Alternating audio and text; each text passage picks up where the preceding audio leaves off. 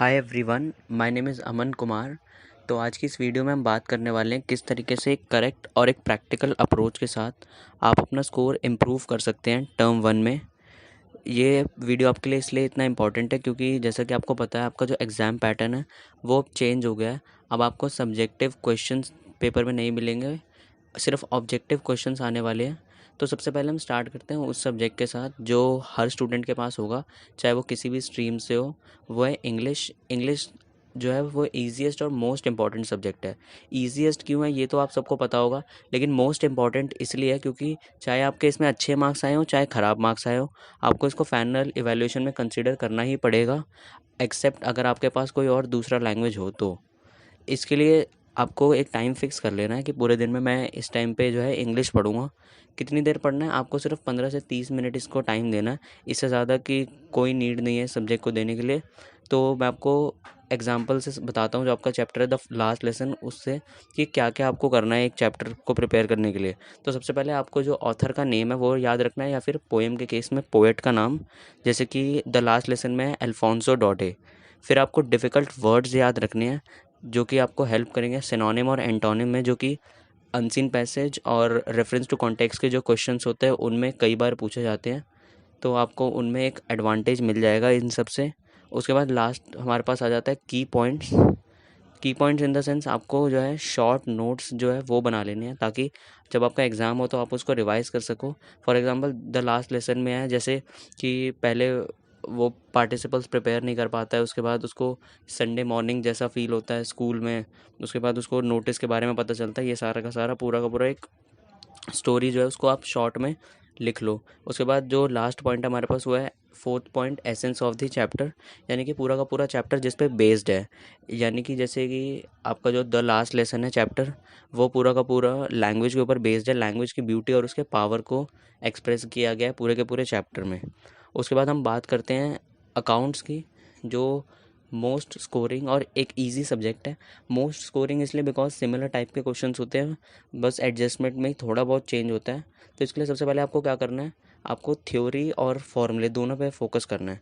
Theory पे इसलिए because अगर आप थ्योरी पे फोकस नहीं करोगे तो आपको एडजस्टमेंट्स में क्या ट्रीटमेंट है कुछ नहीं समझ में आने वाला, आप रट्टा मारने लग जाओगे, जिससे आपका इम्प्रूवमेंट तो होने नहीं वाली मार्क्स में। और दूसरा फार्मूला, जैसे कि आपका जो चैप्टर है गुडविल और रेशियो, उसमें आपको काफ़ी हेल्प मिलेगी क्योंकि उन चैप्टर्स में कई बार डायरेक्ट फार्मूले भी पूछ लेते हैं। दूसरा आपको करना है सिलेक्टिव सब्जेक्टिव क्वेश्चंस। अब आप बोलोगे भैया शुरू में तो आपने बोला कि पेपर ऑब्जेक्टिव है तो सब्जेक्टिव नहीं करना कुछ भी, लेकिन इसका ये मतलब नहीं है कि आपको ऑब्जेक्टिव ही सारा का सारा करना है। सब्जेक्टिव में आपको कुछ क्वेश्चन प्रैक्टिस करने हैं, जैसे कि previous year question. For example मेरे स्कूल में टीएस ग्रेवाल लगवा रखी थी, अगर आपके स्कूल में भी वही या फिर डीके गोयल एटसेट्रा कुछ लगवा रखा है तो उसमें 50+ इलस्ट्रेशन 100+ क्वेश्चन होते हैं। उसको करने की कोई नीड नहीं है। आपके जो क्वेश्चन जिसमें बैक में डेट लिखी होती है कि ये इस एग्ज़ाम में आ रखा है, सिर्फ वो प्रीवियस ईयर क्वेश्चंस आप सॉल्व कर लेना, आपके लिए उतना इनफ है। आपको सब समझ में आ जाएगा 1 मार्कर क्वेश्चन के लिए। उसके बाद आपको 1 मार्कर प्रीवियस ईयर क्वेश्चन करने, साथ में आप कोशिश करना जो आपके चैप्टर के बैक में एक्सरसाइज होती है फिलअप्स ट्रू फॉल्स, वो सब कर लेना, क्योंकि एमसीक्यू बेस्ड और ऑब्जेक्टिव पेपर में वो जो है वो काफ़ी सारे आते हैं। उसके बाद हम बात करते हैं मैथ्स की। मैथ्स जो है वो मेरा फेवरेट सब्जेक्ट है, लेकिन मैक्सिमम स्टूडेंट्स को इस सब्जेक्ट से डर लगता है क्योंकि उन्हें लगता है काफ़ी डिफिकल्ट सब्जेक्ट है, काफ़ी सारे टाइप के क्वेश्चन आ जाते हैं। लेकिन अगर आपके कॉन्सेप्ट्स क्लियर है, आप प्रैक्टिस करते हो और वो भी रेगुलरिटी के साथ, तो इस सब्जेक्ट में आपको कुछ खास प्रॉब्लम आएगी नहीं।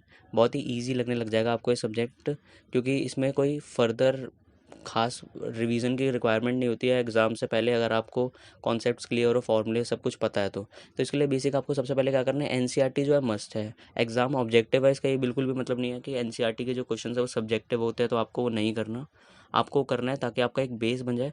दूसरा आपको सॉल्व करना है ऑब्जेक्टिव क्वेश्चंस ओनली। कोशिश करो कि कोई भी चीज़ कर रहे हो, अगर स्कूल से कोई होमवर्क मिलता है या फिर ट्यूशन का आपका कुछ भी काम है या फिर कोई और बुक प्रैक्टिस करते हो सैम्पल पेपर, तो कोशिश करो सिर्फ ऑब्जेक्टिव क्वेश्चन सॉल्व करो।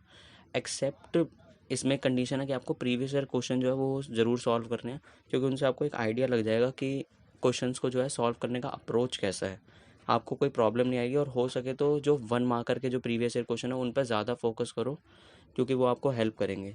अगला सब्जेक्ट जो है हमारे पास वो है इकोनॉमिक्स। इकोनॉमिक्स जो है वो थोड़ा सा डिफ़िकल्ट इसलिए हो जाता है प्रिपरेशन में, बिकॉज इसमें थ्योरी और प्रैक्टिकल दोनों इन्वॉल्व है।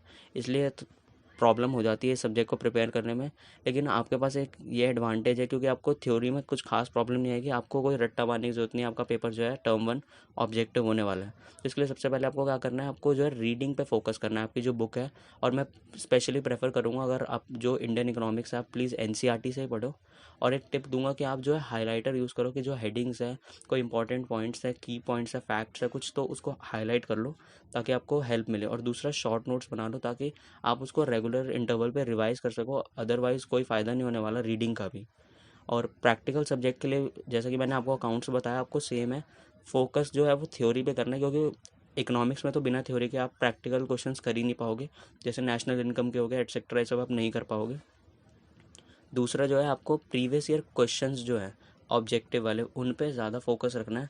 जैसे कि जो केस स्टडी के क्वेश्चंस हैं या फिर डायरेक्ट क्वेश्चंस भी आ जाते हैं, फिलअप्स ट्रू फॉल्स आ जाते हैं, वो सारा का सारा आपको रीज़न तो नहीं लिखना होगा, लेकिन आपको वो सब कुछ करना पड़ेगा, तो उसमें आपको हेल्प मिल जाएगी।